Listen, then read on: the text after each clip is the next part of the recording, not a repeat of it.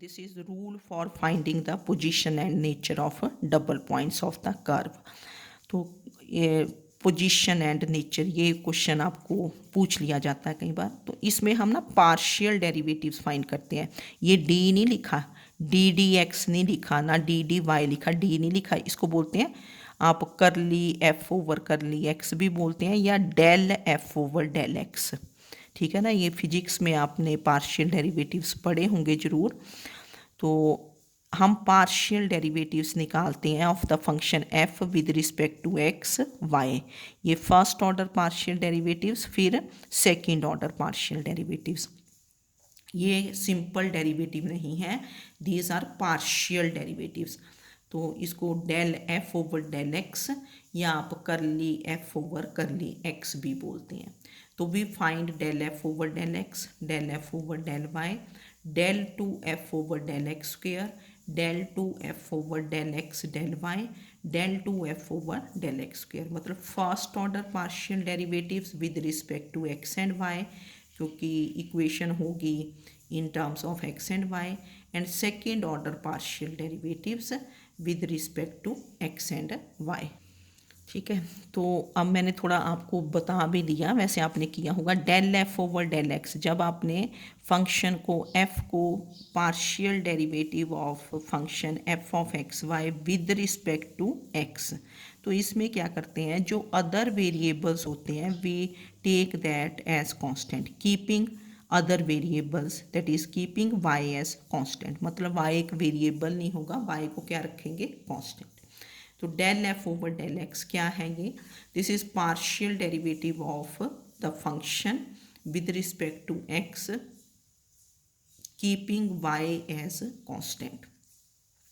और similarly del F over del Y क्या होगा, this is partial derivative of the function f of x Y with respect to Y keeping X as constant. जब with respect to Y differentiate करोगे तो जो other variables होंगे, चाहे वो 2-3 भी हैं, तो अदर वेरिएबल्स को क्या रखा जाएगा, कांस्टेंट।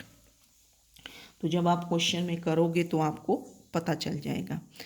तो दीज आर पार्शियल डेरिवेटिव्स। तो nature and position of double points निकालने के लिए we find the partial derivatives of first order and second order. First step ये हुआ।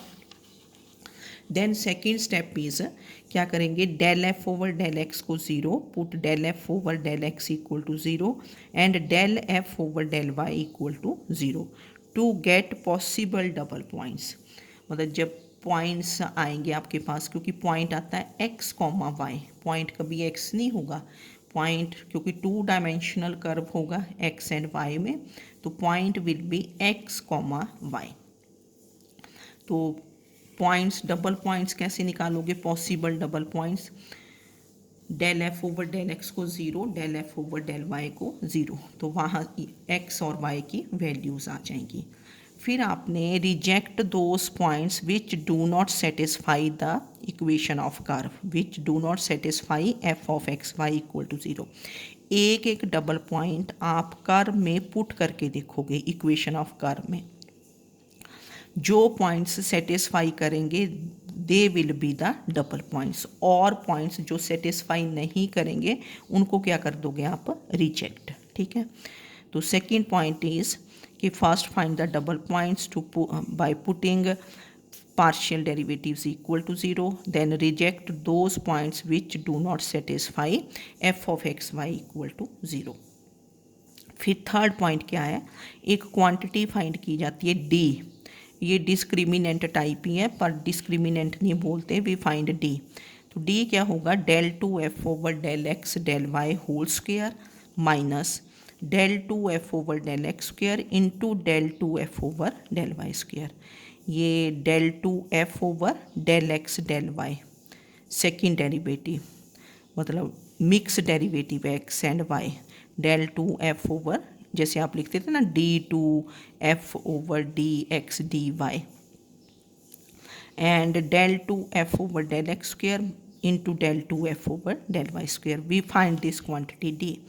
अब इस डी पे डिपेंड करेगा, जैसे आप क्वाड्रेटिक में भी देखते थे कि नेचर ऑफ रूट्स के लिए वी फाइंड डी, तो अगर डी 0 है तो roots are real and equal. If d is greater than 0, roots are real and distinct.